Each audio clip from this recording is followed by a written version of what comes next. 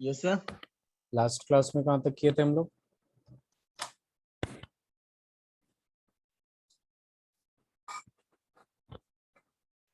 Arushi? Sir रुकिए देखता हूँ। Okay okay.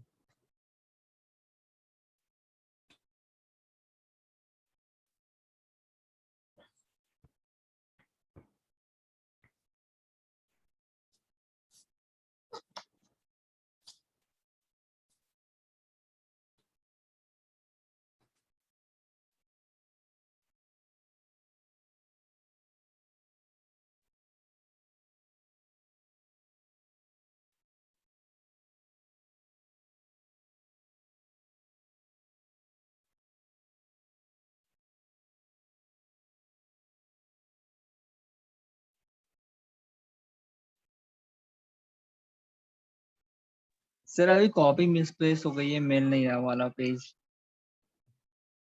Arushi? Ayushi? Sir PV versus P graph तक कर लिया था। पीवी वर्सेस पी ग्राफ तक कर लिया था, वेरी गुड। मतलब ये रिलेशन आप लोगों को बता दिया था बॉयल्स लॉ में कि P1 V1 is equal to P2 V2 होता है। ये कहाँ से आया? तो according to Boyle's law, pressure inversely proportional to volume at constant temperature and number of moles. मैंने एक और रिलेशन बताया था आप लोगों को, P1 upon D1 is equal to P2 upon D2 बताया था ये वाला रिलेशन। इसको डेराइव भी किया था हम लोगों ने, ये बताया था कि नहीं आरुषि? ये सर ये बताया था। ठीक है, तो ये वाला रिलेशन भी हम लोग वहीं से निकाले हैं, चूंकि P inversely proportional to V है और डेंसिटी जो होता है is equal to mass upon volume. तो डेंसिटी भी इनवर्सली प्रोपोर्शनल टू वॉल्यूम है, प्रेशर भी इनवर्सली प्रोपोर्शनल टू वॉल्यूम है और डेंसिटी भी इनवर्सली प्रोपोर्शनल टू वॉल्यूम है। That means P directly proportional to D, pressure directly proportional to D, और यहाँ पे कांस्टेंट K ले लेंगे तो D हो जाएगा, तो यहाँ पे P अपॉन D जो होगा आपका वो हो जाएगा कांस्टेंट। तो इट मीन्स ये कब कांस्टेंट होगा? जब टेम्परेचर और नंबर ऑफ मोल्स कांस्टेंट होंगे। तो P1 upon D1 is equal to P2 upon D2 भी आ गया था, ठीक है। और इसका ग्राफ भी मैंने बताया था आप लोगों को, PV वर्सेस V का और P वर्सेस V यस का, सर। ठीक है। तो यहाँ पे मैं दोबारा रिवीजन करा देता हूँ आप लोगों को। P वर्सेस V की जब ग्राफ की बात करते हैं तो ये वाला ऐसे आता है, और वहीं पे बात करते हैं, चूंकि ये ऐसा क्यों आया, क्योंकि ये इनवर्सली प्रोपोर्शनल टू वॉल्यूम है, तो यहाँ पे जो ग्राफ आता है वो रेक्टेंगुलर हाइपरबोला होता है। क्या होता है? Rectangular hyperbola. आप लोग कोऑर्डिनेट ज्योमेट्री में पढ़ेंगे हाइपरबोला पैराबोला वगैरह की बातें करेंगे, जब स्ट्रेट लाइन वगैरह पढ़ेंगे तो हाइपरबोला, ठीक है। और वहीं पे हम बात करेंगे P वर्सेस 1/V की, प्रेशर वर्सेस 1/V की। तो ये तो ऑलरेडी इनवर्सली प्रोपोर्शनल है, उसको एक बार और इन्वर्स कर दिया हमने तो वो स्ट्रेट हो जाता है, इस वजह से ये स्ट्रेट लाइन का ग्राफ होता है। क्लियर है? Yes sir. हाँ, इसके बाद हम लोग बात करते हैं यहाँ पे P PV versus PV versus P का, या फिर PV वर्सेस V का। तो यहाँ पे हमें पता है कि पीवी कांस्टेंट है, कहीं से भी उठा के सीधा स्ट्रेट लाइन, एक बार ये वैल्यू पता चल गया, ये कांस्टेंट होगा, ये कांस्टेंट होगा। अगर यही ग्राफ इस टाइप से दे रखा हो आपको कि पी यहाँ दे दिया, पीवी यहाँ दे दिया, तो कांस्टेंट क्या अपना पीवी कांस्टेंट है, तो ये वैल्यू ऐसे जाएगा, ये ग्राफ ऐसे जाएगा, क्योंकि यहाँ पे ये शो करेगा कि पीवी कांस्टेंट है। बात समझ रहे हैं आप लोग? पीवी वर्सेस वी में यस दे सर। दिया तो ये भी ग्राफ ऐसे आ जाएगा, पीवी कांस्टेंट है। बल्कि आपका प्रेशर इंक्रीज कर रहा है, यहाँ पे वॉल्यूम इंक्रीज कर रहा है, यहाँ वॉल्यूम इंक्रीज कर रहा है, प्रेशर इंक्रीज कर रहा है, लेकिन आपका पीवी क्या है? कांस्टेंट है, ठीक है। और यहाँ जाहिर सी बात है, जब प्रेशर इंक्रीज कर रहा होगा तो वॉल्यूम डिक्रीज कर रहा है, जिसकी वजह से पीवी जो है वो कांस्टेंट है। जितना प्रेशर इंक्रीज कर रहा है, जस्ट सपोज कि 2 टाइम्स प्रेशर आपका इंक्रीज किया, ठीक है, तो 1/2 टाइम्स डिक्रीज भी करेगा, तो पी ये प्रेशर हो गया और ये वॉल्यूम हो गया, इन दोनों का क्या हो जाएगा? ठीक है, 2 इंटू 1/2 1 ही आएगा। अगर जस्ट सपोज 5 टाइम्स आपका इंक्रीज कर रहा है प्रेशर, तो 1/5 टाइम्स डिक्रीज भी करेगा, ठीक है। तो फिर भी पीवी का वैल्यू निकालेंगे हम लोग तो क्या आएगा? 5 into 1/5 which is equal to 1, तो पीवी तो कांस्टेंट ही रहेगा, ठीक है। क्लियर है? Yes, sir. चलिए अब हम लोग आते हैं, थोड़ी सी ग्राफ की बात करते हैं। जब स्ट्रेट लाइन आप लोग पढ़ेंगे 11th क्लास में मैथ्स में, तो और अच्छे से क्लियर हो जाएगा ये सारी चीजें, ठीक है। तो यहाँ पे हमारे पास एक ग्राफ आता है जिसको हम लोग क्या कहते हैं, log P versus log V. उससे पहले मैं कुछ ग्राफ की बात करूंगा। जैसे आप लोगों ने देखा होगा y is equal to M X plus C, class 10th में देखा होगा लीनियर इक्वेशन का, या 9th क्लास में, ठीक है। ये इक्वेशन होता है y is equal to M X plus C. ये एक स्ट्रेट लाइन का इक्वेशन होता है। किस लाइन का होता है? स्ट्रेट लाइन का इक्वेशन होता है। अगर ग्राफ स्ट्रेट लाइन का मतलब क्या हो गया, y directly proportional to x। आप लोग देख रहे हैं ये y और x क्या है, सामने सामने है, तो डायरेक्टली प्रोपोर्शनल है। और जब भी ये डायरेक्टली प्रोपोर्शनल होता है तो जो ग्राफ आता है वो कैसा आता है, स्ट्रेट लाइन आता है, ठीक है। और ये जो c होता है ये इंटरसेप्ट होता है। क्या होता है? ये इंटरसेप्ट होता है। और ये जो m होता है ये स्लोप होता है। क्या होता है? ये स्लोप होता है, जिसको हम लोग टेन थीटा से फाइंड करते हैं। अगर हमें एंगल पता है कि इंक्लाइंड कितना है एक्स एक्सिस से, ठीक है, तो हम टेन थीटा लगा के हम स्लोप बता देंगे कि वो कितना इंक्लाइंड है, ठीक है। अब देखिए यहाँ बात आता है, दो टाइप का आपका ग्राफ बन सकता है, ठीक है। वैसे तो बहुत सारे टाइप्स के बन सकते हैं, दो टाइप। जैसे देखिए, एक ग्राफ स्ट्रेट लाइन ये डायरेक्ट जो ओरिजिन से पास करे। एक ग्राफ ऐसा आ सकता है कि ये थोड़ा ऊपर चला जाए।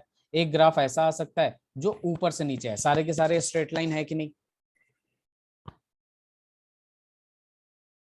देवांश? Yes, sir. हाँ। Yes sir. अब बात ये आती है कि अगर ओरिजिन से पास कर रहा है, इसका मतलब जो इंटरसेप्ट है, इंटरसेप्ट का मतलब सी जो है वो जीरो है। जीरो मतलब इंटरसेप्ट जीरो है। यानी ये जो ग्राफ होगा वो होगा y is equal to M X के लिए, ठीक है। और ये जो है आपका, यही है इंटरसेप्ट, यही है सी। ये जो ग्राफ होगा वो होगा y is equal to M X plus C, ठीक है। ये दोनों जो ग्राफ है वो ऊपर जा रहा है। ये दोनों जो ग्राफ है ऊपर जा रहा है, इसलिए ये पॉजिटिव में है, ठीक है। यहाँ पे जब ऊपर से नीचे है ना, तो ये नेगेटिव का होगा, ठीक है। मतलब y is equal to minus X suppose कर लीजिए, या फिर कुछ भी नेगेटिव में आ जाएगा तो ये क्या हो जाएगा आपका, ऊपर से नीचे आएगा। अगर पॉजिटिव में है तो ऊपर जाएगा, नेगेटिव होगा तो नेगेटिव होगा तो नीचे आएगा। क्लियर है? Yes sir. चलिए अब हम लोग बात करते हैं, स्लाइड चेंज करो, ये लिख लिया आप लोगों ने? Yes sir. चलिए अब जो ग्राफ की बात करेंगे, इसमें बहुत सारे टाइप्स के ग्राफ होते हैं, ठीक है। ग्राफ का बेसिक चीजें आप लोगों को क्लियर हो तो किसी भी टाइप के ग्राफ आप लोग प्लॉट कर सकते हैं, ठीक है। चाहे यहाँ हो, फिजिक्स में हो, मैथ्स में हो। मैथ्स में तो बहुत सारे कॉन्सेप्ट्स आएंगे, आपको और क्लियर हो जाएगा। अब हमें जो ग्राफ प्लॉट करना है, log P versus log V. Log P versus log V की जब ग्राफ की बात करते हैं हम लोग, ठीक है, तो यहाँ पे फोकस करिएगा कि हमारे पास रिलेशन क्या, log P versus log B का ग्राफ मैं ऐसे लगा देता हूं कि एक मिनट रुक जाइए। अपने पास जो ग्राफ है थोड़ा बड़ा बना देता हूं। यहाँ पे है लॉग पी और यहाँ पे है लॉग वी, ठीक है। अब देखिए यहाँ पे क्या होता है, क्योंकि यहाँ पे बात हो रही है लॉग पी और लॉग वी की। हमारे पास रिलेशन क्या है, हमारे पास तो रिलेशन यही है ना कि P V is equal to constant K, यही है ना। अब देखिए इस रिलेशन में, ठीक है, ये कह लीजिए, या फिर आप चाहें तो ऐसे भी लिख सकती हैं, P इज इक्वल टू के अपॉन 1/v, चाहे तो ऐसे भी लिख सकती हैं, ठीक है। ये सारी चीजें क्लियर होनी चाहिए कि ये कहाँ से है, P inversely proportional to V। तो यहाँ से मैंने कांस्टेंट लेके ये बनाया और यहाँ से बनाया ये। क्लियर है सबको? यस अब देखिए इसमें हमें लॉग नहीं दिख रहा है, तो हम क्या करेंगे, लॉग लेंगे, ठीक है। लॉग जब लेंगे हम बोथ साइड्स लेंगे, ठीक है। मैथ्स में क्या होता है कि दोनों साइड मल्टीप्लाई करिए या डिवाइड करिए, इक्वल नंबर से कोई फर्क नहीं पड़ता। तो वैसे ही हम क्या करेंगे, taking log both sides, taking log both sides. अभी आप लोग शायद लॉग नहीं पढ़े होंगे, मैं इसका फॉर्मूला बता दूंगा। फिलहाल देखिए, लॉग इधर लिया, लॉग पीवी हो जाएगा, और यहाँ लॉग लूंगा, ये क्या हो जाएगा, लॉग के हो जाएगा। एक बात ध्यान में रखिएगा, ठीक है, यहाँ पे फॉर्मूला लिख रहा हूँ लॉग का, जो कि बहुत इंपॉर्टेंट है। इसके बाद वाले चैप्टर में तो और इंपॉर्टेंट हो जाएगा, जैसे थर्मोडायनेमिक्स। थर्मोडायनेमिक्स से ज्यादा आयनिक इक्विलिब्रियम में यूज होता है ये, इक्विलिब्रियम में। यहाँ पे ध्यान दीजिए कि log A B is equal to होता है, जब भी मल्टीप्लाई में होगा, log A plus log B होता है, फॉर्मूला है। अगर यही चीज लॉग ए अपॉन बी में है तो ये हो जाएगा आपका लॉग ए माइनस लॉग बी, ठीक है। अगर आपको दे रखा है log a raised to the power n to the base b, ये बेस b है, ठीक है, या फिर कुछ भी है बेस या फिर कुछ भी है, ये डायरेक्ट यहाँ पे मल्टीप्लाई हो जाता है, n log a to the base b हो जाएगा। ये बातें क्लियर है? ये फॉर्मूला है, Yes, sir. पहली बार देख रहे होंगे आप लोग, ध्यान से देखिए। यहाँ पे क्या है, a इंटू बी मल्टीप्लाई में है तो log a plus log b हो जाएगा, a बाई b डिवाइड में है log a minus log b हो जाएगा, log a raise to the power n है, इस b को हटा दे रहा हूँ अगर कंफ्यूजन हो रहा है तो, कोई दिक्कत नहीं है उससे, log a raise to the power n something है तो n log a हो जाएगा, ठीक है। अब यहाँ पे देखिए ये चीजें क्या है, ये मल्टीप्लाई में है, तो क्या मैं इसको ऐसे लिख सकता हूँ, log p plus log v is equal to log k, लिख सकता हूँ कि नहीं, लिख सकता हूं ना? Yes, sir. अब ध्यान दीजिए जरा, ये log p plus log v is equal to log k। अब अपने पास क्या है कि यहाँ पे log p y एक्सिस पे है और log v किस में है, x एक्सिस पे है, तो बस इसे सॉल्व कर लीजिए थोड़ा सा, log p is equal to minus log v और यहाँ पे आ जाएगा प्लस का log k जो कि ऑलरेडी था। तो क्या ये आपको स्ट्रेट लाइन का इक्वेशन नहीं दिख रहा है, y is equal to M X plus C, दिख रहा है? बताइए, ये y एक्सिस पे है, ये x एक्सिस पे है, और इसके ये जो होगा m क्या है, स्लोप है, ठीक है। अब फर्क कितना है कि यहाँ पे जो आ रहा था y इज इक्वल टू, ये ऊपर वाला किसके लिए आ रहा था, जो पॉजिटिव में हो, और नीचे वाला किसके लिए आ रहा था, जो नेगेटिव में हो, जो किस में हो, नेगेटिव में हो। बात समझ रहे हैं आप लोग? Yes, sir. तो यहाँ पे आप देखिएगा कि ये किस में है, नेगेटिव में है कि नहीं, माइनस log v है, तो इसका जो ग्राफ होगा ना वो सीधा ऐसे आएगा, रुक जाइए, नेगेटिव में है इस वजह से ग्राफ जो होगा ऐसे आएगा, और यहाँ पे सीधा ये ग्राफ बन गया log p versus log v का। क्लियर है? Yes. इसे लिख लीजिए आप लोग। अभी मैं आपको स्लोप का वैल्यू भी बताऊंगा इसको इसी ग्राफ से।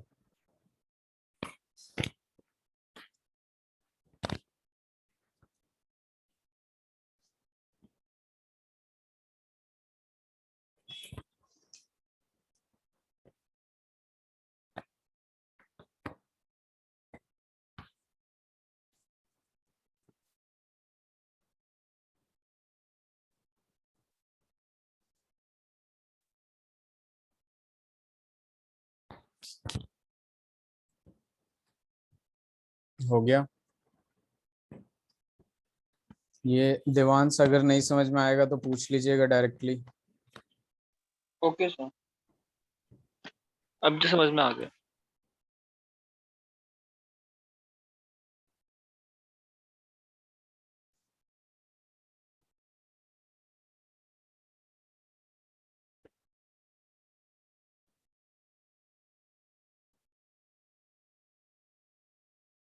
Done sir. अब देखिए यहाँ पे एक चीज देखिए, यहाँ पे y इज इक्वल टू क्या होता है, एम एक्स प्लस सी होता है, ठीक है। y is equal to M X plus C होता है, और ये जो m होता है वो क्या देता है, स्लोप देता है, क्या देता है, स्लोप देता है। और स्लोप कैसे फाइंड आउट करते हैं, मैंने अभी क्या बताया, टेन थीटा से फाइंड आउट करते हैं, एंगल से फाइंड आउट करते हैं। अभी हमने जो ग्राफ बनाया वो क्या था, log p minus log v plus में log k। एक बात बताइए, यहाँ पे जो मैंने ग्राफ प्लॉट किया था, यहाँ पे log v था और यहाँ पे log k था, तो यहाँ पे इन दोनों में अगर कंपेयर करें तो ये पूरा का पूरा वैल्यू जो होगा वो x का हो जाएगा कि नहीं,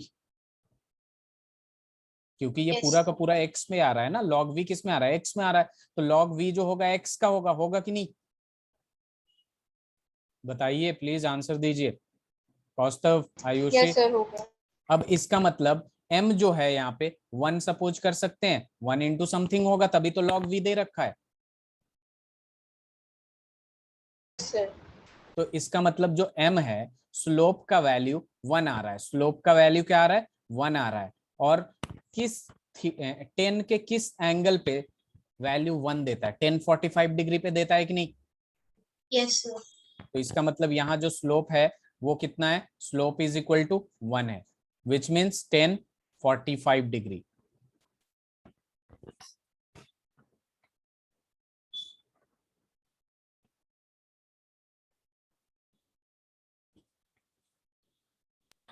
सर ये m की वैल्यू 1 कैसे आई वो समझ में नहीं आया। मैं अभी समझा देता हूँ। दोबारा समझाता हूं मैं, इधर देखिए जरा, y is equal to M X plus C है, yes sir. M X plus C है। अब यहाँ पे अपने पास क्या आया, log p is equal to log v, और प्लस में क्या आएगा, log k। ठीक है, एक यस। मिनट होल्ड करिएगा please.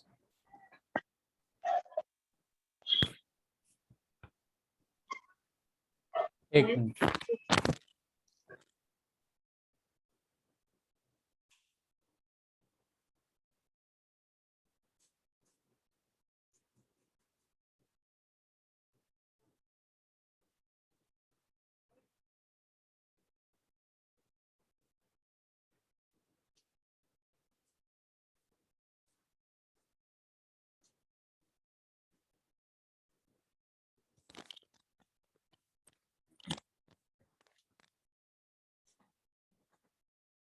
Ji Devansh. Yes sir. Yes sir. इधर देखिए y इज इक्वल टू क्या है आपके पास, एम एक्स प्लस सी है। तो यहाँ पे अपने पास जो रिलेशन है वो ये है।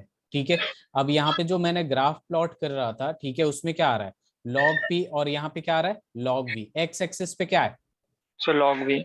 यानी x का जो वैल्यू है वो क्या है, log v है कि नहीं, yes sir. Minus log v है। यानी m का जो वैल्यू होगा, जो मल्टीप्लाइड टर्म होगा x में, वो तो 1 ही होगा, तभी तो log v है। Yes sir. अगर यहाँ पे कुछ और होता तो कुछ और लेते। तो m इज इक्वल टू 1 आया, यानी स्लोप का वैल्यू जो है वो 1 आया है। और स्लोप यस कैसे सर। फाइंड आउट करते हैं, टेन थीटा पे। और टेन थीटा का वैल्यू जब 1 होता है, इसका मतलब theta is equal to 45 degree होगा कि नहीं। Yes sir. बस ऐसे ही आया, सबको समझ में आ गया ये कौस्तव। यस ओके, यस आगे। सर। हाँ, ये ग्राफ बना लिया आप लोगों ने।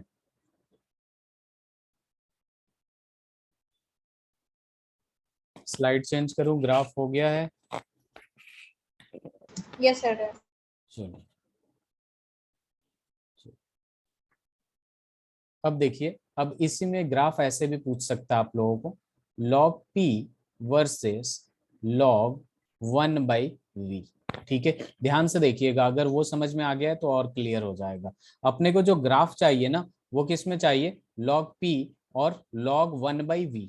तो हम उसी से सारा रिलेशन निकालते हैं। pv इज इक्वल टू क्या, अपने पास कांस्टेंट है k, taking log both sides, तो यहाँ क्या आएगा, log p v is equal to log k आ जाएगा। ठीक है, यानी log pv का मतलब क्या हो जाएगा, log p प्लस में क्या आ जाएगा, log v is equal to log k आ जाएगा। ठीक है, ये y एक्सिस है और ये x एक्सिस पे है। ठीक है, इसको इधर लेके चलेंगे, log p is equal to minus log of v plus log k आएगा कि नहीं, ये हो जाएगा, ये बताइए हो जाएगा या नहीं। Yes sir. सबको क्लियर है। अब यस देखिए सर। यहाँ पे होगा क्या अपने पास, कि एक और लॉ का फॉर्मूला लिख लीजिए, या फिर एक्सपोनेंशियल एक्सपोनेंट आप लोग क्लास 9th 10th 8th में पढ़े होंगे, कि अगर a बाई बी का वैल्यू है, ठीक है, a बाई बी है, तो इसमें अगर माइनस लगा देंगे तो b बाई ए हो जाएगा कि नहीं। ये लॉग का एक और फॉर्मूला है, log of 1 a upon B is equal to minus log b by A. ये एक लॉग का एक और फॉर्मूला है। ठीक है, ये बहुत आसान है। अगर मैं एक बात बताता हूं आपसे, कि अगर मैं लिखता हूं 1/2, तो यहाँ पे क्या लिखता हूं मैं, 2 का पावर -1 लिखता हूं कि नहीं, सर। आरुषि। Yes sir. ठीक है, 2 का पावर -1 का मतलब क्या हो गया, लॉग में जब हम a का पावर n लिख रहे थे, तो ये इधर आके मल्टीप्लाई हो रहा था कि नहीं, n log a बन रहा है, ये मैथ्स है, हो रहा है कि नहीं। यस सर हो यस रहा है। सर। ठीक है, अगर समझ में ना आए तो दोबारा पूछिए, क्योंकि ये पहली बार, लॉग इससे पहले पढ़ा आप लोगों ने। No sir. ठीक है, तो ये वाला फॉर्मूला याद रखिएगा, मैं एक बार दोबारा कोशिश करता हूँ समझाने की। ठीक है, यहाँ देखिए, log a का पावर n है, तो मैंने क्या बताया था, n log a होगा। ठीक है, अब इसी को मैं प्रूफ कर रहा हूँ कि ये हुआ कैसे। जस्ट सपोज अपने पास है log a का 1/2 है, तो इसको मैं ऐसे लिख सकता हूँ, log 2 का पावर -1 लिख सकता हूँ कि नहीं। लिख सकता Yes हूँ ना। sir. अब Yes यहाँ sir. पे जब पावर है वो इधर आके मल्टीप्लाई होगा, तो ये क्या हो जाएगा, माइनस लॉग टू का, टू को मैं 2/1 लिख सकता हूँ कि नहीं, Yes sir. और यहाँ पे क्या है log 1/2। तो क्या ये समझ में आया, जैसे log a upon b is equal to minus log b by a, यहाँ पे दिख भी गया होगा प्रूफ की log 1/2 is equal to minus log 2/1, हुआ कि नहीं। Yes sir. तो यहाँ पे अगर मैं देखूं तो अपने को क्या चाहिए, 1/v चाहिए, इसलिए मुझे मेहनत करना पड़ रहा है। हमें किस लिए मेहनत करना पड़ रहा है, 1/v चाहिए, हमारे पास log v है, हमें चाहिए 1/v। तो यहाँ पे मैं ये लिख सकता हूँ कि इसको ऐसे पढ़ सकते हैं ना कि log v अपॉन 1 पढ़ सकते हैं कि नहीं। Yes sir. तो ये जब 1/v होगा तो नेगेटिव में जाएगा, ऐसे जब Yes. जाएगा तो 1/v होगा तो नेगेटिव में जाएगा, और ऑलरेडी नेगेटिव है तो ये पॉजिटिव हो जाएगा कि नहीं। Yes sir. अब यहाँ पे खुद ही देखिए आप लोग कि यहाँ पे ये क्या है, वाई एक्सिस पे है, ये पूरा का पूरा किस पे है, एक्स एक्सिस पे, तो ये डायरेक्टली प्रोपोर्शनल हुआ कि नहीं, और डायरेक्टली प्रोपोर्शनल हुआ with positive sign, it means कि ये स्ट्रेट लाइन होगा। ओरिजिन से पास क्यों नहीं हुआ, क्योंकि ये वाला पार्ट जो है सी है, इंटरसेप्ट है। समझ में आया। Yes, sir. Yes sir. अब इसका मुझे स्लोप बता दीजिए क्या होगा, इसका स्लोप क्या होगा।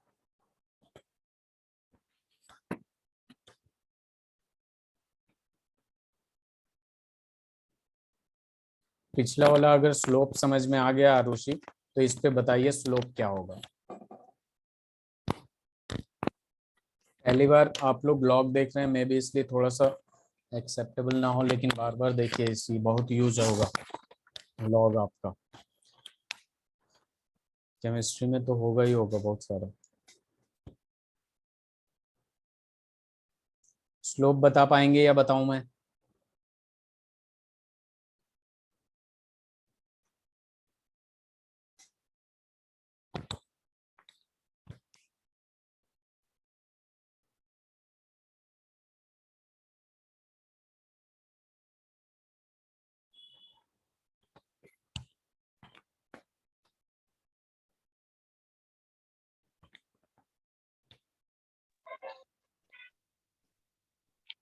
स्लोप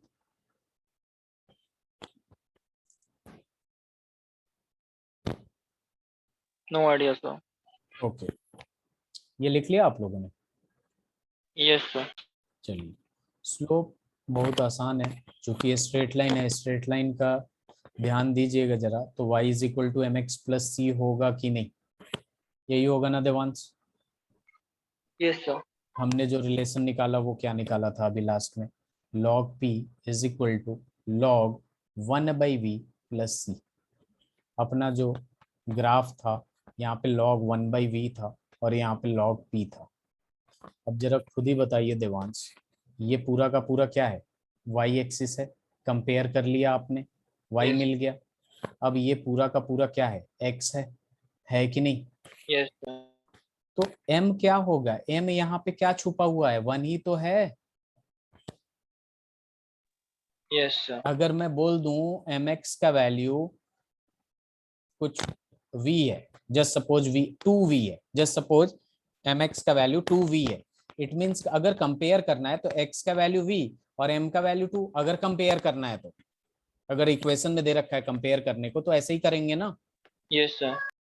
तो जस्ट लाइक दैट, अगर मान लीजिए यहाँ पे लॉग पूरा का पूरा एक्स एक्सिस पे ये आ रहा है, तो बचा हुआ नंबर क्या होगा, m होगा और 1 होगा, तो 1 है, इट मींस ये 1045 डिग्री होगा कि नहीं। Yes sir. Slope is equal to 1। तो ये 45 डिग्री निकल कैसे रहा है, ये बहुत ही कॉन्सेप्ट है इसके बीच में, तो इसको ध्यान से समझिएगा, ठीक है, और अप्लाई करना सीखिएगा। हो सकता है कहीं पे आ जाए आपका √1/2 या फिर कुछ भी, तो उसके हिसाब से करेंगे। Okay sir. हो गया ये। Yes sir. आरुषि आपको समझ में आ रहा है।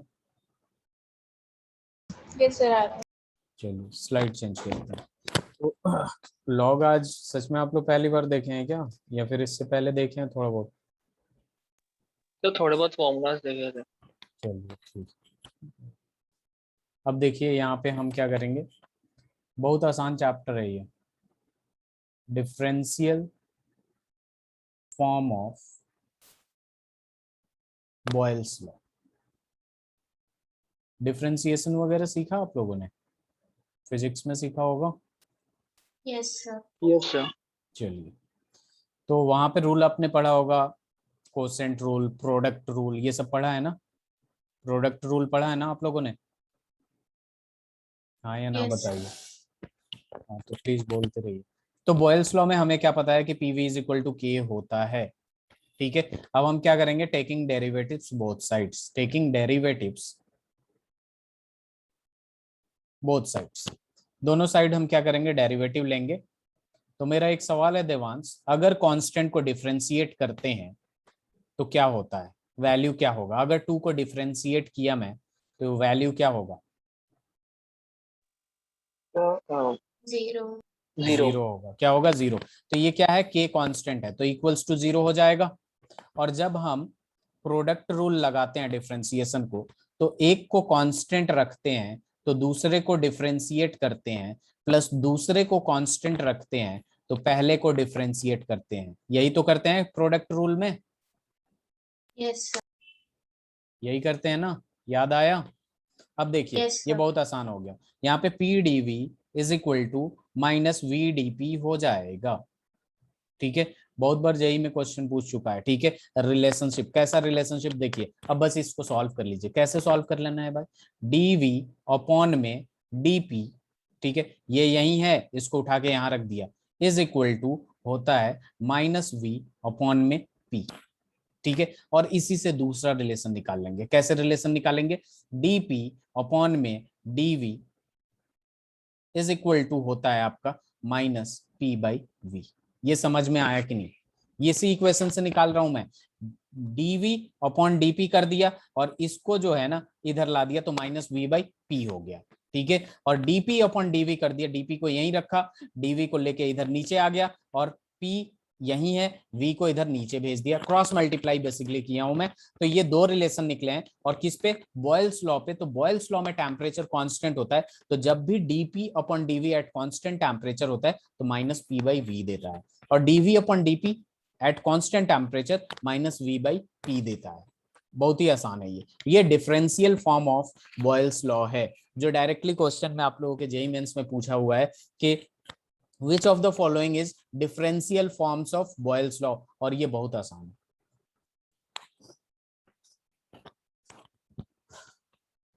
समझ में आया, किसी Yes. को भी किसी भी तरीके का प्रॉब्लम हो पूछ लेंगे आप लोग, क्योंकि यहाँ मैथ्स लग रहा है, वो भी डिफरेंशिएशन, एकदम ही easy easy differentiation.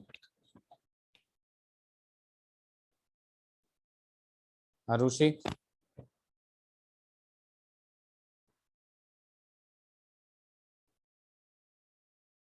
Ayushi, yes. हो गया, स्लाइड चेंज यस सर। करूं।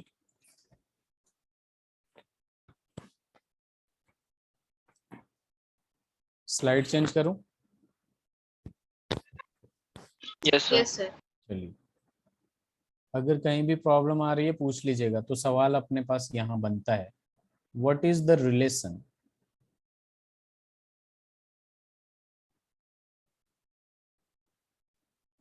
between T1, T2 and T3। T1, T2, T3 में हमें रिलेशन निकालना है।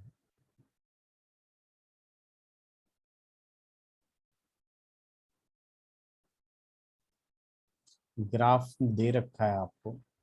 अब ग्राफ में क्या दे रखा है, पीवी वर्सेस वी का तो रेक्टेंगुलर हाइपरबोला ही होगा। ये ऐसे ऐसे ऐसे दे रखा है, और इसमें ये भी दे रखा है, ऊपर वाला जो है वो T1 है, नीचे बीच वाला T2 है, उसके नीचे वाला T3 है। इसमें रिलेशन निकालना है। ठीक है, ऑप्शन भी दे देता हूं मैं, पहला ऑप्शन यही दे देता हूं मैं, T1 greater than T2 greater than T3। B option दे देता हूं मैं, T1 is equal to T2 is equal to T3। C option दे देता हूं मैं, T1 less than T2 less than T3। And D option दे देता हूं, none of the above.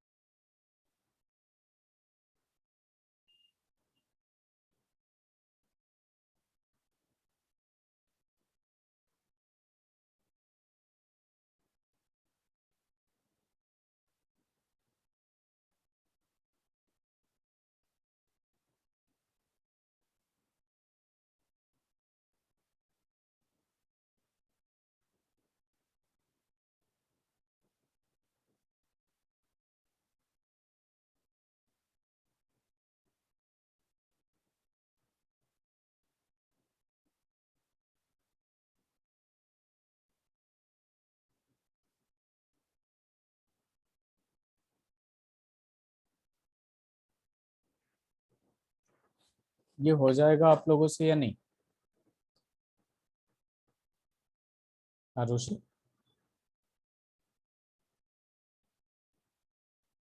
Arushi, Devansh? Sir नहीं हो रहा। नहीं हो रहा। आरुषि आप बताइए। चलिए देवांश इधर देखिए, ये बहुत आसान सवाल है, ठीक है। एक फॉर्मूला अभी हम थोड़े टाइम बाद जब चार्ल्स लॉ बॉयल्स ये लॉज खत्म हो जाएंगे, गैस लॉज, तो वहां पे पढ़ेंगे PV is equal to NRT. ये कभी देखा आपने PV is equal to NRT? इस फॉर्मूले को याद रखिए। वैसे तो डेराइव करेंगे हम लोग, बहुत इंपॉर्टेंट फॉर्मूला है ये आइडियल गैस इक्वेशन कहलाता है, ठीक है। इसका डेरिवेशन ये सारे गैसेस लॉ खत्म हो जाएंगे तब करेंगे हम लोग। तो यहाँ पे देखिए देवांश, हम क्या करते हैं कि वॉल्यूम को किसी भी एक पॉइंट पे वॉल्यूम को कांस्टेंट ले लेता हूं मैं, और ऐसे कर देता हूं। ये वॉल्यूम यहाँ कांस्टेंट है, इस T1 के कोरेस्पॉन्डिंग P1 होगा, इस T2 के कोरेस्पॉन्डिंग P2 होगा, और इस T3 के कोरेस्पॉन्डिंग P3 होगा। क्लियर है देवांश? Yes sir. मैंने यहाँ क्या कर दिया कि वॉल्यूम को मैंने कांस्टेंट कर दिया, और बॉयल्स लॉ में नंबर ऑफ मोल्स भी कांस्टेंट होता है, और ये भी कांस्टेंट है कि नहीं? तो यहाँ पे प्रेशर जो है डायरेक्टली प्रोपोर्शनल टू टेम्परेचर है। Yes sir. तो इसका मतलब क्या हो गया कि P1 ज्यादा है तो T1 ज्यादा होगा, P2 उससे कम है तो T2 थोड़ा कम होगा, और P3 सबसे कम है तो सबसे कम होगा। तो आंसर क्या आएगा? 1A आएगा कि नहीं? Yes sir. तो बेसिकली यही बात है इसमें कि प्रेशर जिसमें ज्यादा होगा, ठीक है। इसको करने का यही तरीका है सबसे आसान, कि किसी भी एक पॉइंट को आप क्या कर लीजिए, कांस्टेंट कर लीजिए। वेदर आप वॉल्यूम को कांस्टेंट मैं किया हूं, आप प्रेशर को भी कांस्टेंट करके कर सकते हैं, ठीक है। प्रेशर को कैसे कांस्टेंट करके कर सकते हैं, तो देखिए मैं इसको भी बता देता हूं। एक हो गया, दो हो गया, तीन हो गया। ये T1 है, ये T2 है, ये T3 है। मैंने वॉल्यूम को कांस्टेंट किया, आपने ऐसे प्रेशर को कांस्टेंट कर दिया, प्रेशर को कांस्टेंट कर दिया। अब देख लीजिए यहाँ पे, ये T3 वाला ग्राफ है तो V3 आएगा, ये T2 वाला ग्राफ है तो V2 आएगा, ये T1 वाला ग्राफ है तो V1 आएगा, ठीक है। फिर से ये लगाइए, PV is equal to nRT। Pressure constant है, प्रेशर क्या है? कांस्टेंट है। ये number of moles R constant है, तो वॉल्यूम भी तो डायरेक्टली प्रोपोर्शनल टू टेम्परेचर हो गया, हुआ कि नहीं? अभी यस बहुत सारे सर। लॉज आएंगे तो उसमें पता चलेगा आपको। चार्ल्स लॉ इसके बाद जो आता है वो यही कहता है कि volume directly proportional to temperature. तो सबसे ज्यादा वॉल्यूम किस में दिख रहा है भाई? V1 V2 V3 में सबसे ज्यादा वॉल्यूम कौन है? V1 है। और V1 किसके कॉरेस्पॉन्डिंग है? T1 के। तो टेम्परेचर 1 सबसे ज्यादा, क्योंकि डायरेक्टली प्रोपोर्शनल है। V2 उससे कम है, टेम्परेचर 2 उससे कम, और T3। Arushi yes sir. ये समझ में आया? Yes sir. चलिए इसे लिखिए। सेम एक और क्वेश्चन दूंगा आप लोगों को, P वर्सेस 1/V का, और वहां पे यही रिलेशन निकालना है, T1 T2 T3।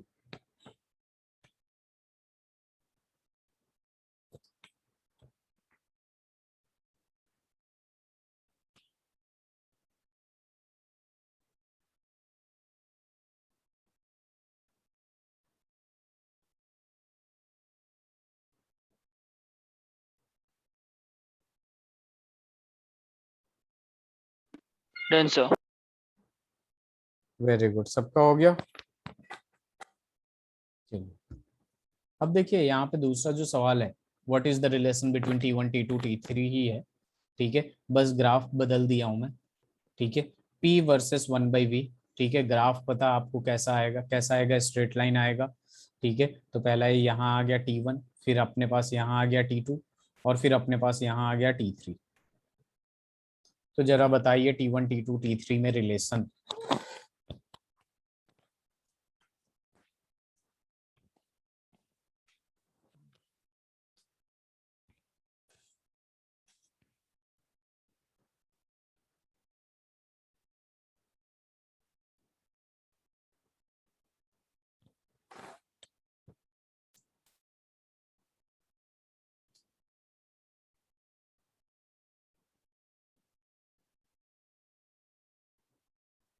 हो जाएगा या बताऊं? आरुषि आपसे भी नहीं हो रहा? सर हो जाएगा। Okay good.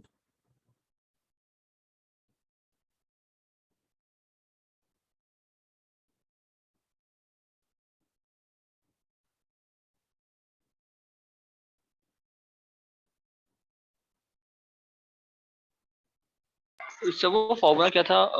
PV PV is equals to. Equal to NRT. आपने लिखा नहीं क्या? नो सर, वो फॉर्मूला नहीं लिखना, भूल गया था। नहीं नहीं, लिखा करिए, हर चीज इंपॉर्टेंट है।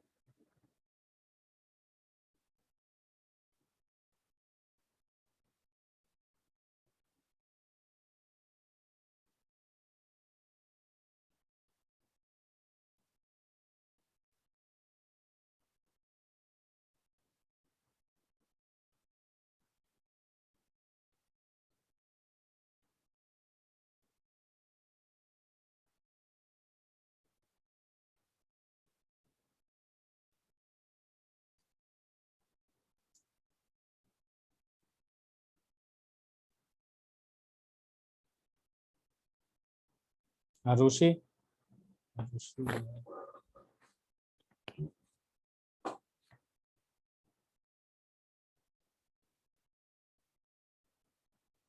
देवांश।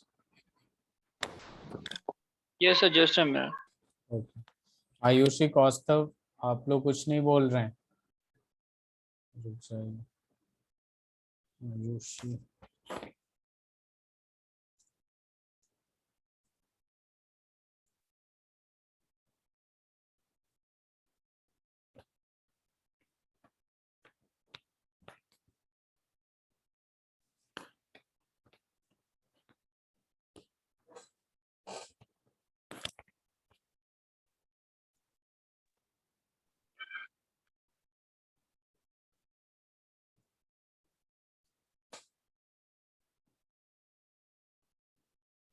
तो लास्ट वाले की तरह ही होगा। सॉरी सर, मतलब सर T3 T2 T1 ऐसे हो। T2 T3 T1। चलिए इधर देखिए जरा, हमें क्या है, P और 1/V है। तो सबसे पहले मैं क्या कर देता हूँ, यहाँ मल्टीप्लाई है तो इधर जाके डिवाइड हो जाएगा। Yes sir. और मैं क्या कर देता हूँ, 1/V को कांस्टेंट कर देता हूँ। कांस्टेंट हो गया ये। अब इसके कोरेस्पॉन्डिंग T3 के कोरेस्पॉन्डिंग P3 आएगा, T2 के कोरेस्पॉन्डिंग P2 आएगा, और यहाँ क्या आ जाएगा, P1 आ जाएगा। तो यहाँ पे दिख रहा है आपको, प्रेशर जो है डायरेक्टली प्रोपोर्शनल टू टेम्परेचर है। इट मींस P1, जो जिसके पास प्रेशर ज्यादा है उसका टेम्परेचर ज्यादा होगा। होगा कि नहीं? Yes sir. आसान है। ऋषि, यस सर। सर फिर V और मतलब P अपॉन V और P अपॉन 1/V, इसमें ग्राफ में डिफरेंस क्या? देखिए P/V का क्या है, ग्राफ को क्या है, अगर P/V में ग्राफ प्लॉट करना है तो आपके पास रिलेशन क्या है, P inversely proportional to V, यही है ना। और जब भी यस इनवर्सली प्रोपोर्शनल होता है तो ग्राफ ऐसे बनता है। जबकि अपना जो ग्राफ है वो अब पूछा है 1/V में, और अपने पास रिलेशन 1/V का है। ठीक है, ध्यान से देखिएगा। Yes sir. तो यहाँ पे जो प्रेशर और वॉल्यूम में जो रिलेशन था वो क्या था, इनवर्स था।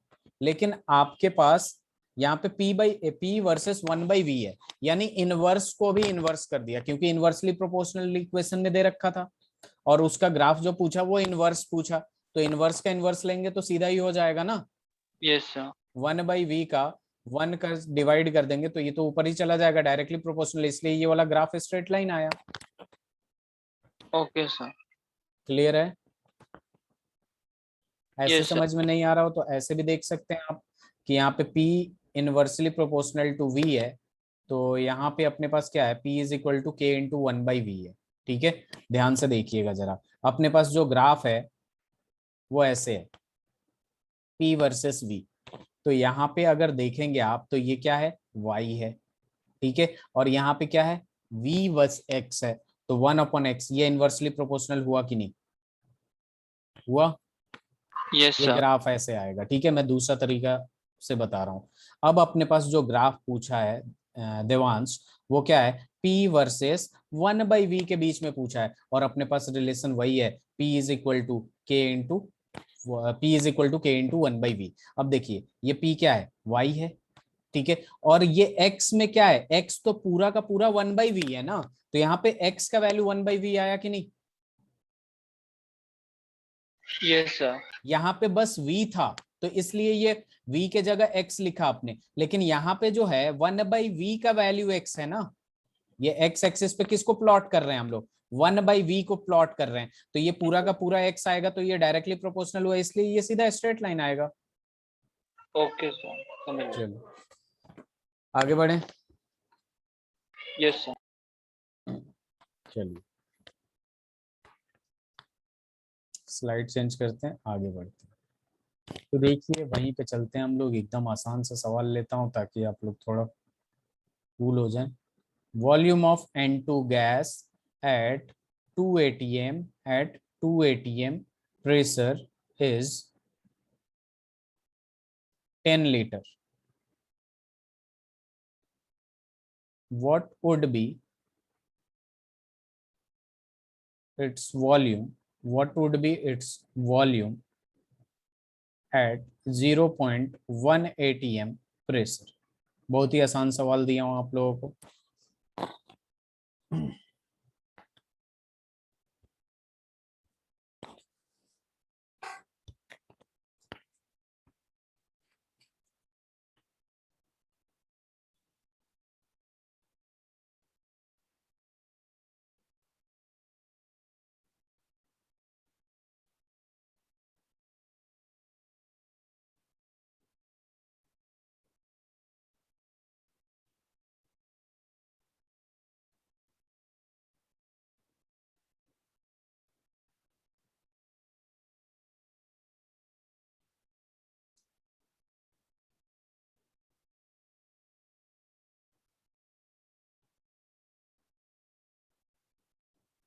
हो जाएगा।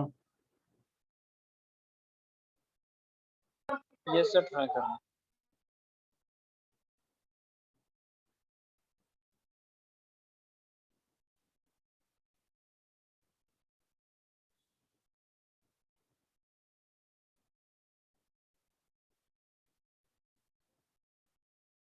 बहुत आसान सवाल है। आयुषी, आरुषि, कौस्तव,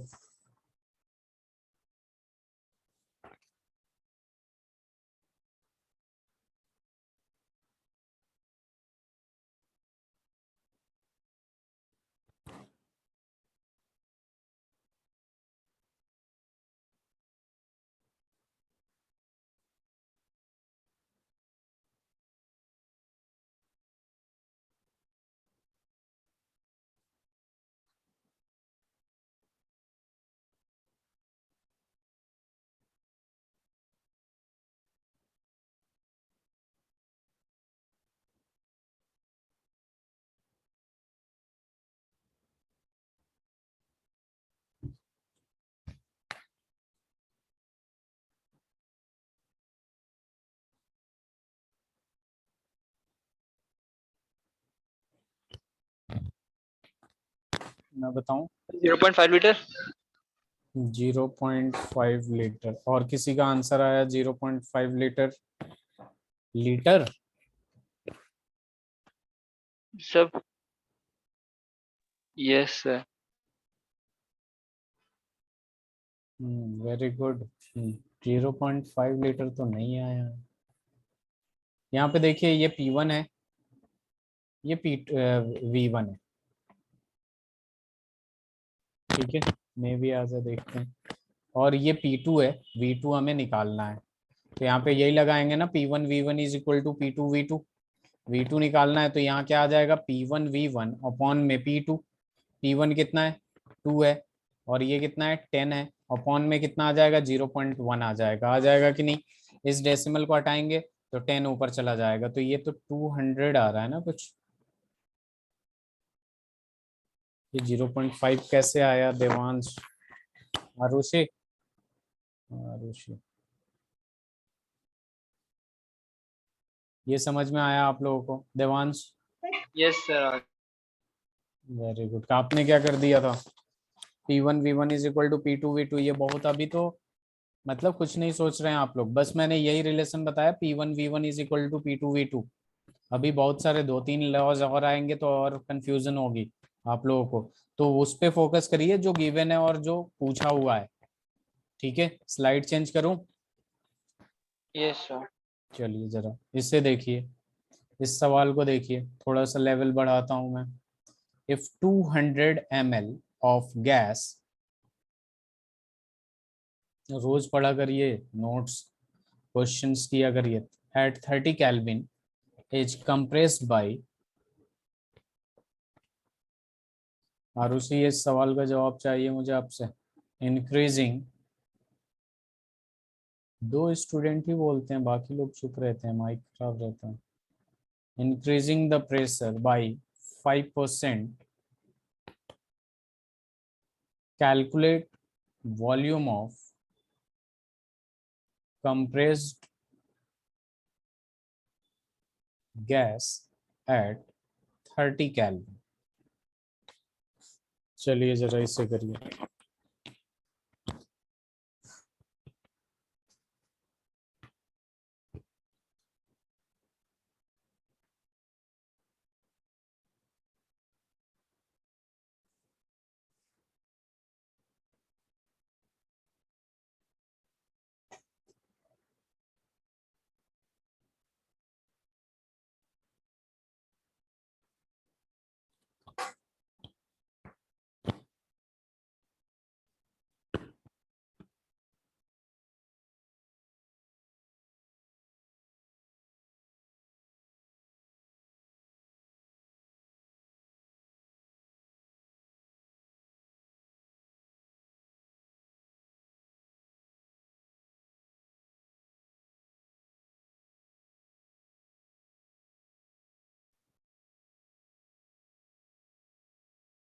ये हो जाएगा या नहीं ये भी बता दीजिए, मैं बताऊं क्या? सर ट्राई कर रहे हैं। Sir 190.5 ml। 190.5 ml, very good. Devansh बताओ, या ट्राई कर रहे हैं आप? अभी ट्राई कर रहे हैं? Yes sir, just minute.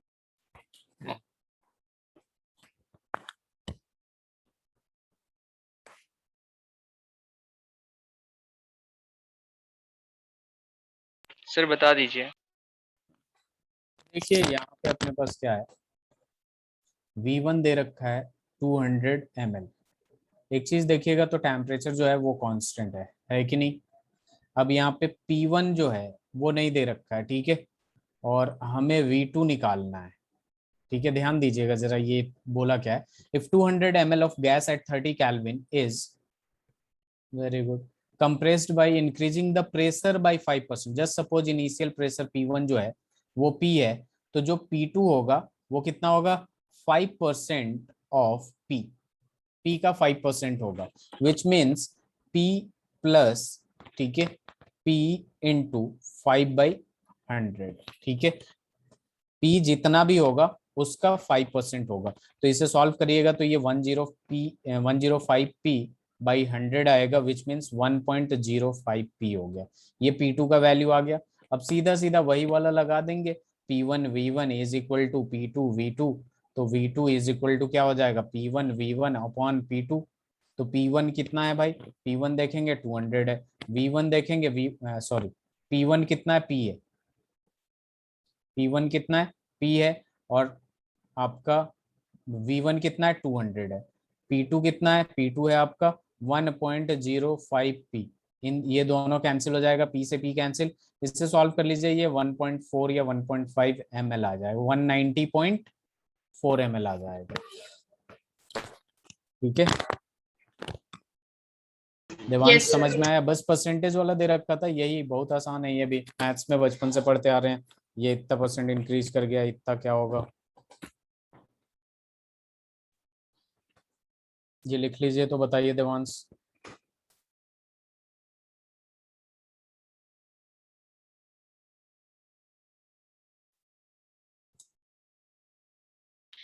हो गया सर। Very good. अब देखिए अपने पास क्या आता है, नेक्स्ट गैस लॉ आता है। अभी तो हमने पहला गैस लॉ पढ़ा है, जब सारे गैसेस लॉ पढ़ लेंगे उसके बाद क्वेश्चंस करने का अलग ही मजा आएगा। चार्ल्स लॉ लिखिए। क्या लिखिए? Charles law. चार्ल्स लॉ क्या कहते हैं? सबसे पहले स्टेटमेंट दे देते हैं, साथ में आप लोग भी लिखिए, बहुत आसान है। The volume of fixed amount of,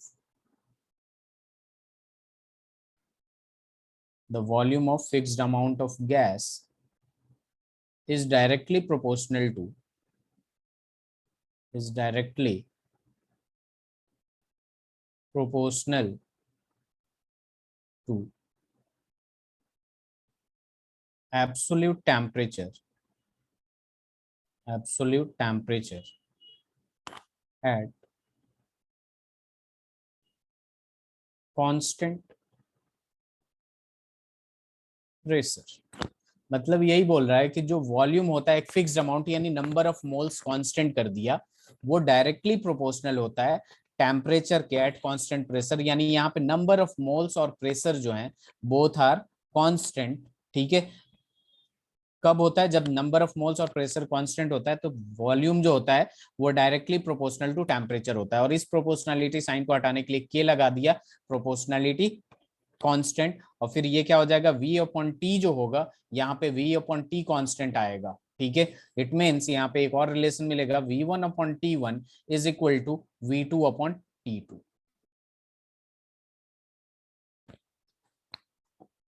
clear है? Yes sir. इसे लिख लीजिए अब आप। लिख लिया सर। Very good. तो यहाँ पे ये सबको क्लियर है? किसी को प्रॉब्लम तो नहीं है ना?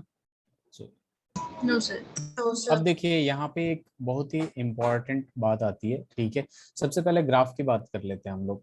ठीक है, उसके बाद वो हॉट एयर और कोल्ड एयर की बात करेंगे। तो V और T की ग्राफ, अगर ग्राफ की जब बात करेंगे हम लोग, तो यहाँ पे देखिए ये स्ट्रेट लाइन आएगा। क्यों आएगा? क्योंकि डायरेक्टली प्रोपोर्शनल है। ठीक है, कब ये स्ट्रेट लाइन आता है? जब प्रेशर कांस्टेंट होता है। ठीक है, यहीं पे अगर हम log V और log T की बात कर दें, log V और log T की, तो आप लोग खुद देख लीजिए, यहाँ पे V जो है वो K इंटू टी है। दोनों तरफ log लेंगे तो यहाँ पे क्या आएगा, log V आएगा, यहाँ पे log KT होगा, जिसे सॉल्व करेंगे हम लोग तो log K plus log T हो जाएगा और log V। ठीक है, थोड़ा सा और मैं अरेंज कर दे रहा हूँ, रीअरेंज कर दे रहा हूँ, तो log T और प्लस में क्या आ जाएगा, log K आ जाएगा। ठीक है, ये ऐसा क्यों किया? क्योंकि y इज इक्वल टू क्या होता है, mx प्लस सी होता है। तो ये y एक्सिस पे, ये x एक्सिस पे log T, और ये इंटरसेप्ट। ठीक है, इंटरसेप्ट जब भी रहेगा आपका जो ग्राफ प्लॉट होगा वो ओरिजिन से पास नहीं करेगा, ऊपर से पास करेगा, प्लस में होगा तो, अगर नेगेटिव हुआ तो नीचे से पास करेगा। ठीक है, तो ये वाला ग्राफ हो जाएगा। अब जरा बता दीजिए इसका स्लोप कितना होगा। इस बार देवांश बता ही देना है कि स्लोप कितना होगा।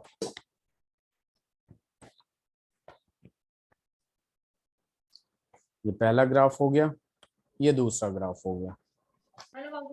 सर इक्वेशन कौन सी है जिसका स्लोप मतलब ग्राफ कौन सा है? बी वाला? हाँ हाँ, बी वाला स्लोप तो यही यहाँ निकालना आपको फिलहाल। सर 45 डिग्री है इसका भी। कितना? 45 डिग्री। क्यों? क्योंकि ये पूरा हो गया तो यहाँ पे तो 1 ही मल्टीप्लाइड होगा, तो m इज इक्वल टू 10, यानी स्लोप जो होगा 10 45 डिग्री होगा, विच मीन्स 1 होगा। क्लियर है यस। आरुषि? ठीक है, ये लिख लिया आप लोगों ने? Yes sir. अब देखिए, स्लाइड चेंज करते हैं, आगे बढ़ते हैं।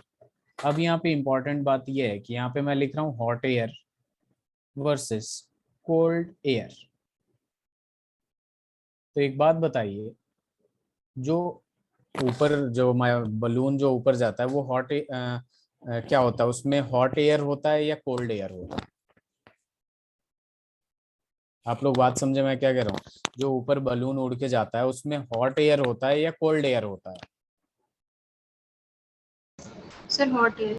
हॉट एयर होता है। ठीक है, तो एक्चुअल में होता क्या है देवांश, इधर ध्यान दीजिए। आपको आपको पता है कि वॉल्यूम जो होता है डायरेक्टली प्रोपोर्शनल टू टेम्परेचर होता है कि नहीं Devansh?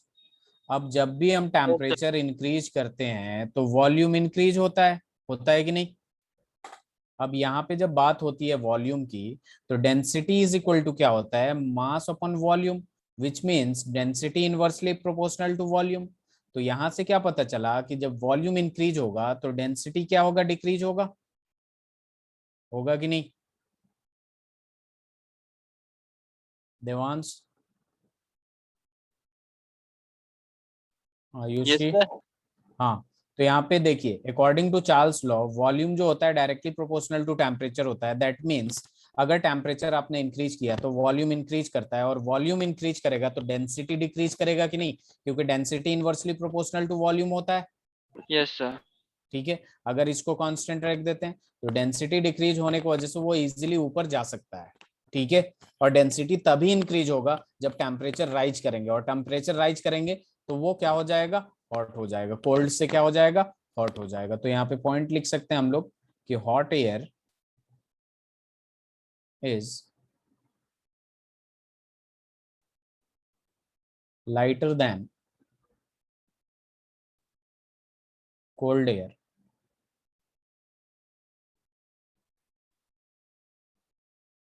according to Charles' law, due to which hot air is kept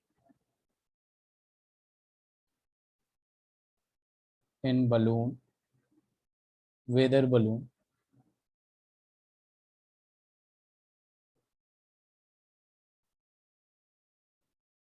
or meteorological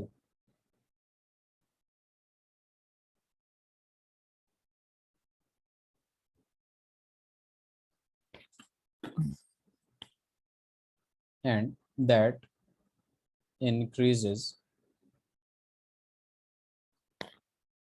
the lifting capacity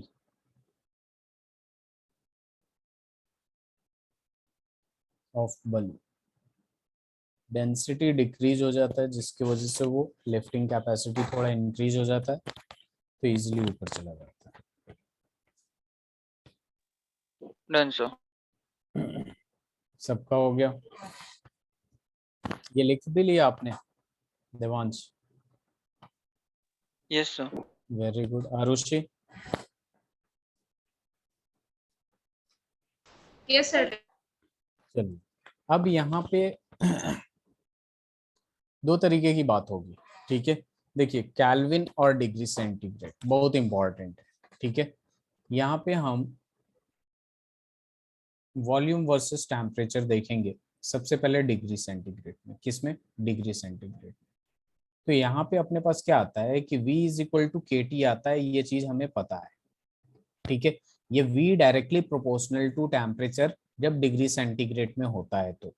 और हमें पता है कि जब डिग्री सेंटीग्रेड से केल्विन में चेंज करेंगे तो T डिग्री सेंटीग्रेड में अगर 273 ऐड करते हैं तभी केल्विन में चेंज होगा, होगा कि नहीं?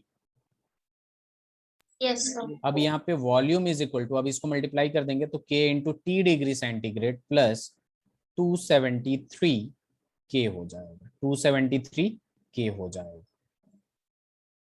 ठीक है, अभी देखिए यहाँ पे अपने पास अगर ग्राफ प्लॉट करते हैं हम लोग, ठीक है, केल्विन में अगर ग्राफ प्लॉट करते हैं हम लोग, सॉरी टी डिग्री सेंटीग्रेड में हम लोग ग्राफ प्लॉट करते हैं volume versus T degree centigrade का, तो ये ऊपर से जाएगा। किससे जाएगा? ऊपर से जाएगा। और यहाँ पे जो स्लोप आएगा इसका, ठीक है, क्योंकि ये देखिए ये y है, ठीक है, ये mx है, और ये क्या है? c है। ये क्या है? इंटरसेप्ट हो गया। और ये x हो गया t वाला, टी डिग्री सेंटीग्रेड क्या हो गया? x हो गया। तो बचा हुआ ये k जो होगा वो स्लोप होगा कि नहीं? यस सर होगा। अब देखिए इस ग्राफ को दूसरा एब्सोल्यूट जीरो की बात करेंगे तब की बात कर रहा हूं मैं। ग्राफ अब दूसरा देखिए, बहुत इंपॉर्टेंट ग्राफ है। अगर ये ग्राफ मैं ऐसे प्लॉट कर दिया, ठीक है, अब जस्ट सपोज जैसे यही वाला ग्राफ मैं प्लॉट किया हूं तो ये ऐसे सीधे आएगा, और ये कहां तक जाएगा? इसका जब नीचे जब एक्सटेंड करते हैं ना तो ये -273 डिग्री सेंटीग्रेड पे जाता है, जो कि 0 केल्विन होता है। क्या होता है ये? 0 केल्विन होता है, जिसको हम लोग एब्सोल्यूट जीरो कहते हैं, एब्सोल्यूट जीरो टेम्परेचर। बताइए 0 केल्विन कब पॉसिबल है? जब -273 डिग्री सेंटीग्रेड हो जाएगा तभी तो 0 केल्विन मिलेगा। Yes sir. तो इसे लिख लीजिएगा, उसके बाद नोट्स लिखवाता हूँ इसके बारे में तो और क्लियर हो जाएगा। यहीं पे लिख देता हूँ, आप लोग ये लिखिए जरा note. The lowest possible temperature, the lowest possible temperature at which gases are supposed to occupy zero volume, जो कि पॉसिबल नहीं है, कुछ ना कुछ वॉल्यूम होता है, is called absolute zero. आप खुद ही बताइए ना, volume directly proportional to temperature है, तो टेम्परेचर जितना डिक्रीज करेंगे उतना ही वॉल्यूम होगा. एक टाइम के बाद क्या आ जाएगा, टेम्परेचर जीरो कर देंगे, एब्सोल्यूट जीरो, तो वॉल्यूम भी क्या हो जाना चाहिए, जीरो हो जाना चाहिए, जो कि प्रैक्टिकली पॉसिबल नहीं होता, लेकिन मानते हैं हम कभी कभी. The lowest possible temperature at which gases are supposed to occupy zero volume is called absolute zero. इसी को कहते हैं हम लोग absolute zero. Done, sir. ये सारी चीजें लिख लिया आप लोगों ने? Yes, sir. Very good. चलिए, अब यहाँ पे हम क्या बात करेंगे, differential form of Charles law. Differential form of Charles law. तो मैं चाहता हूं इसको डिफरेंशिएट आप लोग कर सकते हैं क्या, हाँ या ना? V इज इक्वल टू क्या है, के टी है. ठीक है, इसको डिफरेंशिएट करेंगे, यहाँ पे क्या आएगा, dV आएगा, यहाँ पे करेंगे डी के टी. अब यहाँ पे देख लीजिए, एक बार एक बार k को कांस्टेंट लिया तो क्या आया, के डी टी आया. और एक बार देखिए यहाँ पे k को हमने क्या किया, k तो कांस्टेंट है, k को वेरिएबल लिया, dt को किया. अब जब t को वेरिएबल लेंगे तो t को कांस्टेंट लिया, हमने क्या लिया, k को कांस्टेंट लेके बाहर ले लिया और dt को डिफरेंशिएट कर दिया. अब t को हमने क्या किया, कांस्टेंट लेके बाहर किया, और डी के को जब डिफरेंशिएट करेंगे तो के तो कांस्टेंट है, डिफरेंशिएशन के बाद क्या आ जाएगा, जीरो आ जाएगा कि नहीं, बताइए Yes, देवांश. ये Yes, sir. अगर समझ में ना आए पूछ लीजिएगा. डीवी, अब अपने पास क्या बचा, डीवी इज इक्वल टू के डी टी. तो इसका जो डिफरेंशियल फॉर्म है बहुत इंपॉर्टेंट है, ये क्या हो जाएगा, dv upon d t is equal to k at constant pressure. Question इससे पूछता है कि differential form of Charles law कौन होगा, क्या होगा, पता है कैसे कैसे दे देगा आपको, dv upon dt at constant temperature is equal to k दे देगा, dv upon dt at constant volume is equal to k दे देगा, dv upon dt at constant pressure is equal to k. लेकिन अगर आपको चार्ल्स लॉ देखा आपने तो आपके दिमाग में यही चलना चाहिए, v directly proportional to t at constant pressure and number of moles. तो p जहां दिखे वो करेक्ट आंसर. समझ में आया? Yes, sir. चलिए, वेरी गुड. इसे लिख लीजिए आप लोग. Done, sir. आरुषि हो गया, वेरी गुड. आयुषी, कौस्तव. चलिए, अब देखिए फिर से एक सवाल आएगा, what is the relation between v1 v2 and v3. What is the relation between v1 v2 and v3. Graph वाला ही सवाल है. ये v1 v2 नहीं, p1 p2 p3 करिएगा, सॉरी, क्योंकि v और t के बीच में तो ग्राफ होगा, p1 p2 एंड p3. तो चूंकि v और t का ग्राफ है तो हमें एक चीज तो क्लियर है कि जो ग्राफ बनेगा वो स्ट्रेट लाइन बनेगा. तो हमने दे दिया p1 इसके लिए, इसके लिए p2 दे दिया, और इसके लिए दे दिया हमने p3. जरा निकालिए रिलेशन.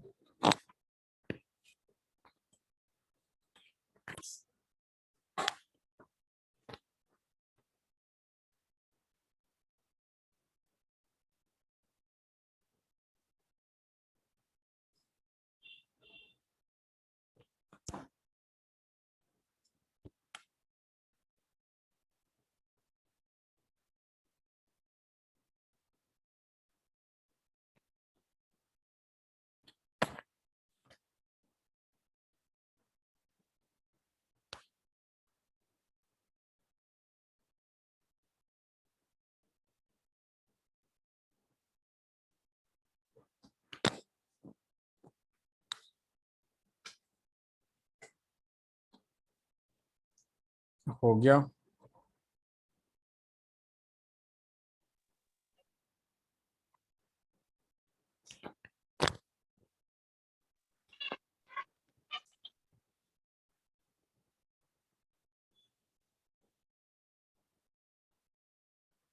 सर प्रेशर इंक्रीज कर रहा है P3 से P1 की ओर। मतलब ये है कि P1 greater than P2 greater than P3, ये कहना चाहते हैं आप?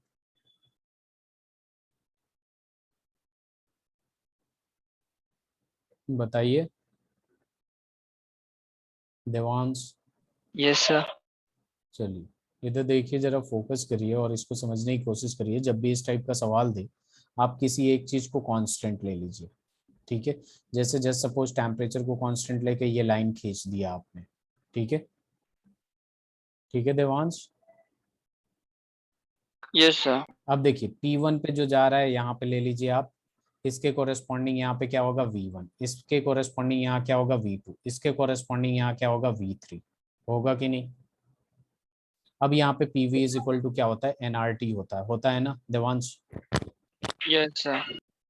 अब हमें निकालना क्या है, वॉल्यूम और प्रेशर में रिलेशन निकालना है, क्योंकि हमारा वॉल्यूम को हम देख रहे हैं और प्रेशर को बताना है, ठीक है। तो एक काम करता हूँ कि V इज इक्वल टू, ठीक है, nRT, और ये क्या हो जाएगा 1/P होगा कि नहीं देवांश? Yes sir. अब यहाँ खुद ही देखिए, number of moles constant, R constant, और टेम्परेचर तो कांस्टेंट ले ही चुका हूं मैं। Yes sir. तो V जो है इनवर्सली प्रोपोर्शनल टू P है, यानी वॉल्यूम जिसका जितना बड़ा होगा वो उतना छोटा होगा कि नहीं? Yes sir. तो वॉल्यूम V1 है तो P1 तो सबसे छोटा हो गया, उसके बाद P2 सबसे बड़ा कौन होगा, P3। Volume inversely proportional to pressure, तो प्रेशर जो वॉल्यूम जिसका छोटा होगा उसका प्रेशर ज्यादा होगा, वॉल्यूम जिसका बड़ा होगा उसका प्रेशर कम होगा, होगा कि नहीं? Yes sir. वेरी गुड, इससे लिख लीजिए।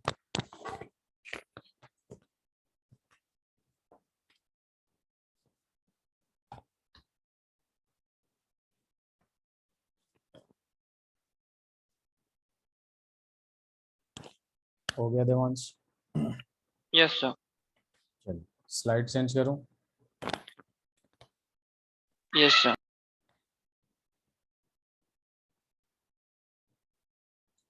अब देखिए यहाँ पे अपने पास देवांश क्या आता है, alternative form of Charles law, alternative form of Charles law. अब देखिए alternative form of Charles law का मतलब क्या हो जाता है, ठीक है। सबसे पहले यहाँ पे लिखते हैं हम लोग, it is found that for each degree rise in temperature, for each degree rise in temperature, volume of gas increases by 1/273 of the original volume, जितना भी वॉल्यूम हो उसका 1/273 टाइम्स हो जाता है volume of gas at 0 degree centigrade, ठीक है। ये एक स्टेटमेंट है इसका alternative forms of Charles law का। इधर फोकस करिए जरा, अगर 0 डिग्री सेंटीग्रेड है तो वॉल्यूम V है। यहाँ पे क्या बोल रहा है कि it is found that for each degree, ये क्या है आपका एक्सपेरिमेंटल क्वांटिटी है, ठीक है। जो भी ये लॉज दिया गया है एक्सपेरिमेंट करके दिया गया है, ठीक है। Each degree rise in temperature, हर एक डिग्री जो राइज करता है, एक डिग्री सेंटीग्रेड से 2 डिग्री सेंटीग्रेड हुआ, वॉल्यूम ऑफ गैस जो होता है वो 1/273 times of the original volume होता है of gas at 0 degree centigrade. 0 degree centigrade पे मैंने मान लिया वॉल्यूम V0 है, तो 1 डिग्री सेंटीग्रेड पे जो वॉल्यूम होगा वो कितना होगा, V0 plus 1/273 times of V0 होगा कि नहीं?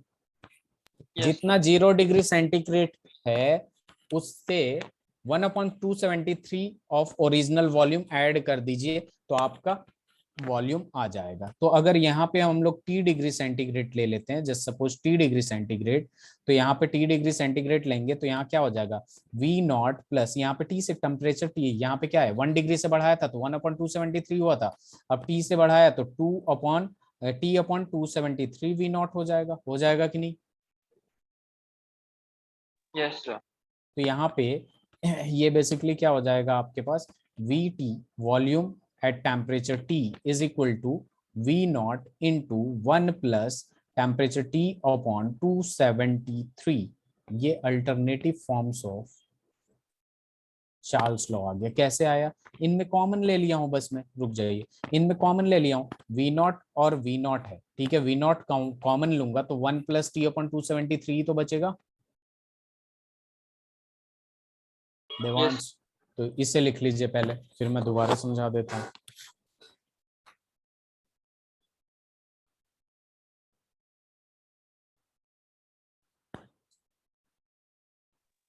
Done sir. हो गया, वेरी गुड। इसमें कोई प्रॉब्लम, पीछे स्लाइड चेंज करूं, ये वाला लिख लिया आप लोगों ने। ये सर इसमें रुक जाइए।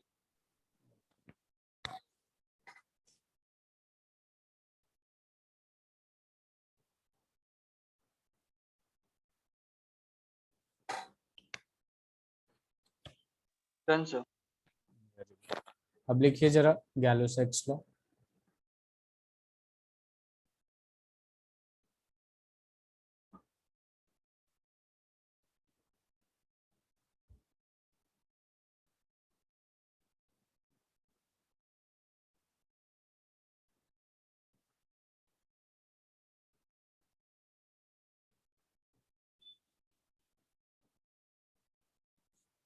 अब देखिए गैलो-सेक्स लॉ की जब बात करते हैं हम लोग, तो गैलो-सेक्स लॉ क्या होता है, इसका स्टेटमेंट लिख देता हूं, pressure exerted on fixed amount of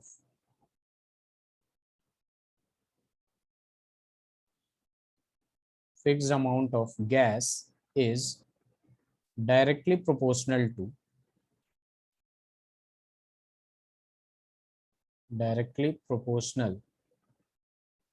to absolute temperature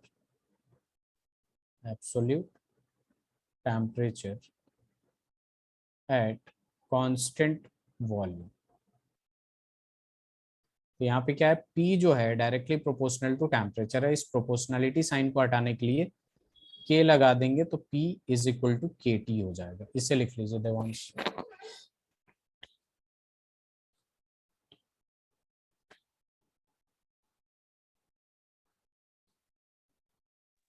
done sir. हो गया। तो यहाँ पे देखिए, इसमें अगर कोई प्रॉब्लम है तो बताइए।